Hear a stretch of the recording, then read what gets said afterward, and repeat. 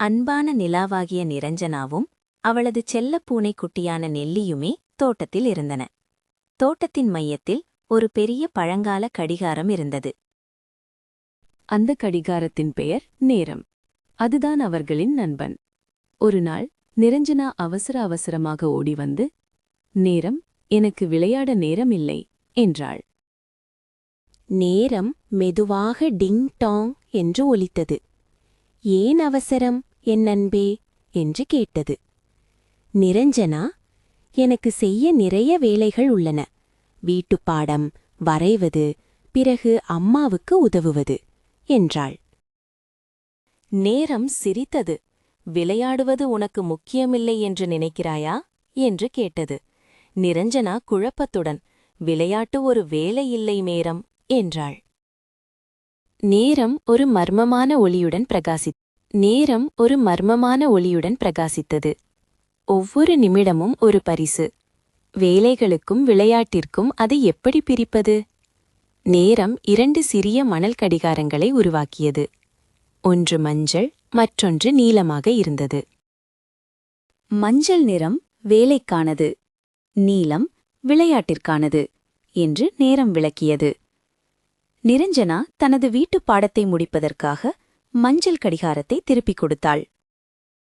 மணல் கீழே விழுந்தது. நிரஞ்சனா தனது வீட்டுப் பாடத்தை வேகமாகவும் கவனமாகவும் முடித்தாள். அவள் மஞ்சள் மணல் கடிகாரத்தை முடித்ததும் டெங் என்று அது ஒலித்தது. உடனே அவள் நீல நிற விளையாட்டு மணல் கடிகாரத்தை திருப்பிக் கொடுத்தாள். நீல நிறம் ஆரம்பித்ததும் நிரஞ்சனா நெல்லியுடன் மறைந்து பிடித்து விளையாடினாள். அவள் வண்ணமயமான பூக்களை வரைந்தாள். அதில் அவள் நிதானமாக செயல்பட்டாள். நீல நேரம் வேகமாக போனது. விளையாட்டு நேரம் எவ்வளவு சீக்கிரம் முடிந்துவிட்டது என்று அவள் முணுமுணுத்தாள். நீல மணல் கடிகாரம் டிங் என்று ஒலி எழுப்பியது. அம்மா உள்ளிருந்து கூப்பிட்டார். நிரஞ்சனா, உதவி செய். அவள் சிரித்தாள். இப்போது அம்மாவுக்கு உதவ சரியான நேரம் என்று நினைத்தாள். நிரஞ்சனா அம்மாவுக்கு மேஜை அமைக்கவும் சமையலறையை சுத்தம் செய்யவும் உதவினாள். எல்லா வேலைகளும் முடிந்தன. டிங் என்று மஞ்சள் கடிகாரம் ஒலிக்கும் என்று அவள் எதிர்பார்க்கவில்லை. அம்மா சிரித்தார். விளையாட்டு நேரம் உனது வேலையை மேலும் திறமையாக்கியது போல. நிரஞ்சனா மீண்டும் தோட்டத்திற்குச் சென்று நேரத்தின் முன் நின்றாள். நேரம் எனக்கு இப்போது புரிகிறது.